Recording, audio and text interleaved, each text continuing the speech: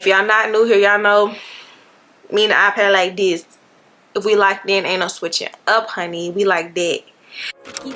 Off the leash, I feel like a dog. I get hella fleet, keep it pee, never needed you, but you. Welcome back to my channel, everybody. If y'all are new here, my name is Mackenzie. I am a nursing student in an accelerated nursing program, and here on this channel right here we talk about everything nursing related. I do a couple little nursing school vlogs here and there, and I talk about little gym stuff here and there, throw that in there for y'all. So as y'all have seen, today's today's video we'll be talking about Pathopharm in nursing school. Now, I know some programs separated as pathophysiology or pharmacology, but since I am in an accelerated program, we combined them both. So ours was Pathopharm. And if you're in an accelerated program and your program is like that too, then this will really be for you. Every single nursing student who is in a pathophysiology, pharmacology, pathopharmacology course. So listen up. First and foremost, I do want to say that Pathopharm is not that hard. I know that the title alone can be scary, but trust me, it's not scary. It's not that hard. That's how I feel about every class in nursing school though. I'm not going to say you're going to make 100 A's on every single exam or every single assignment, but it's not what you think it is. It's very easy to grasp concepts and learn things. So that's just how I want to preface this video right here. Something that I found super helpful with Pathopharm was making charts. When it came down to the medicines that we needed to know, I made charts according to each module, each purpose.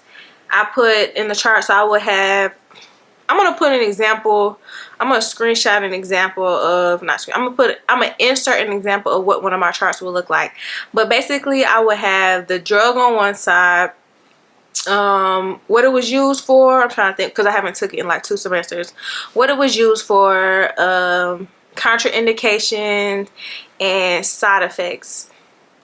We would get these things. Our teacher provided us with very detailed PowerPoints, but in each like slide would have the medications used and all that.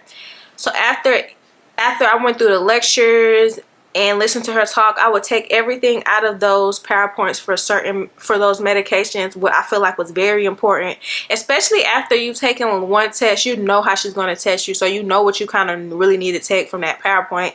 So I would take it from the PowerPoint and add it to my own charts, and I would just study my charts. And I'm not the only, I think other people in my study group actually had charts too. So charts are very, very helpful.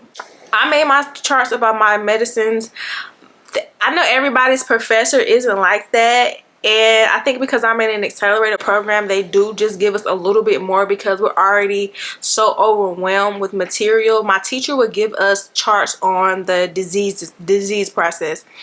I can't put that on here just due to the fact that I don't own that and it's somebody else's works, but we did used to get charts on the disease processes for Pathopharm. I say make charts. Even if your teacher doesn't give you one, make charts. I just like to see everything together and compare it, because I'm just like scrolling and just looking at a PowerPoint and I'm like, oh, it says this, and I scroll down, I said, oh, it says for the next disease process or the next medication. My brain just doesn't function like that. But when I see it in the chart all condensed side by side, I'm able to compare it easier, and it's just also easier for me to study that way. So make charts, especially if you're a chart person. Make charts. I tried flashcards. I personally didn't believe that flashcards were helpful for me. First of all, they just take so long to write down, and I didn't find it helpful. So that's that on the flashcards. Now, when it came down to the disease process in Pathopharm, I would find pictures and add it to my notes. you would be surprised how many pictures exist, like not even pictures about the disease, but how many like infographics are online that like detail signs and symptoms, treatments. It's a lot of that, especially for nursing students. It's a lot of that online. So I would screenshot that. If I found it on my phone, I would just screenshot it and add it to my notes. I use iPad for all my notes. If y'all new here, then I use iPad for everything. If y'all not new here, y'all know me and the iPad like this. If we like, then ain't no switching up, honey. We like that. So I am an iPad girly. I put all my screenshots into my disease process, around my disease process. So say if I have like a PowerPoint for my disease process, I will add the infographics around it so I can have it all in one space, so I can look at it, compare it to the notes. And they also, a lot of those also give you good memory tricks that you can use when you're taking your test to remember everything. I found Picmonics super helphyll. No, I'm not sponsored. Obviously, I don't have a big enough following to be sponsored by Picmonics, but I would like to be sponsored for them. Pathophysiology, Picmonics helped me so freaking much.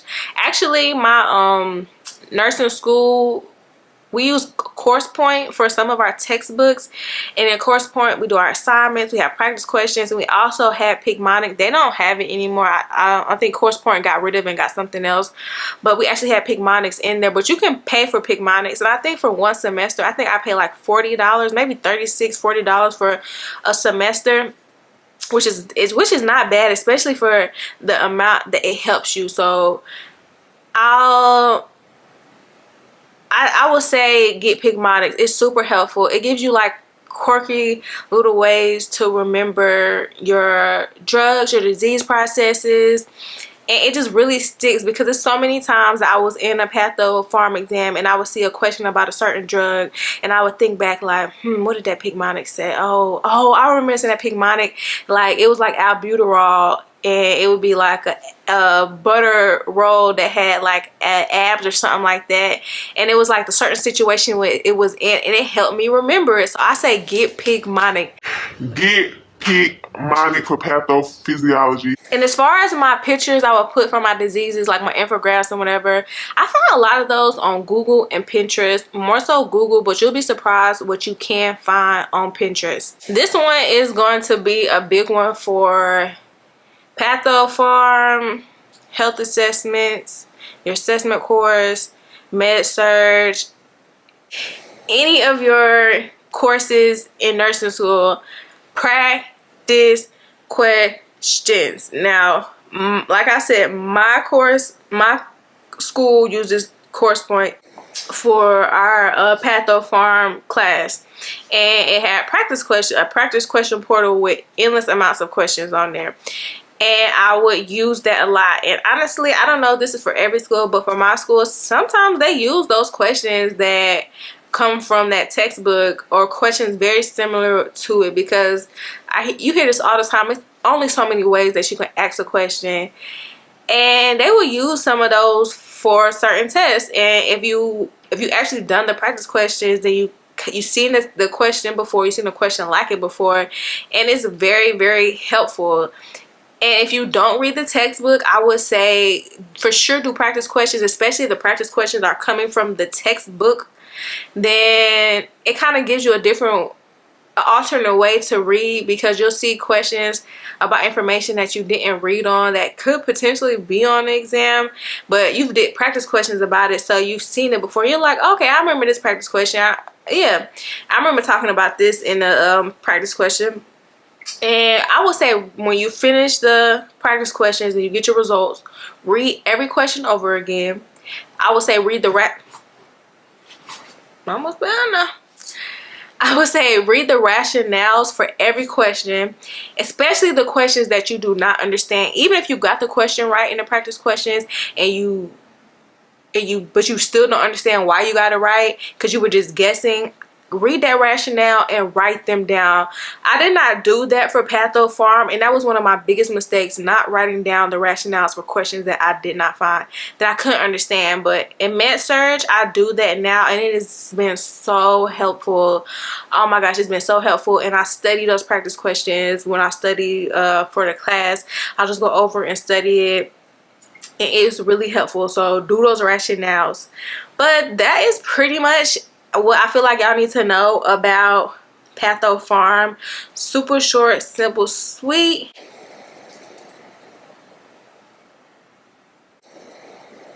But it got the job done. Like this video, comment any video ideas, any suggestions about the channel, anything that you would like to see me talk about. Do that for me. Subscribe to your girl if you like this content. If you're an up and coming nursing student, if you're a nursing student, or if you know a nursing student, send me to somebody. Please send me somebody. But thank you everybody for all the support, and I will see y'all next time. Bye. She got a choice. Keep it coming, you a rider. This that roll myself a day, I count my figure shit. This that stepping out, I feel like I'm that nigga shit. I dropped 30 on this room, we ain't gon' sleep for shit.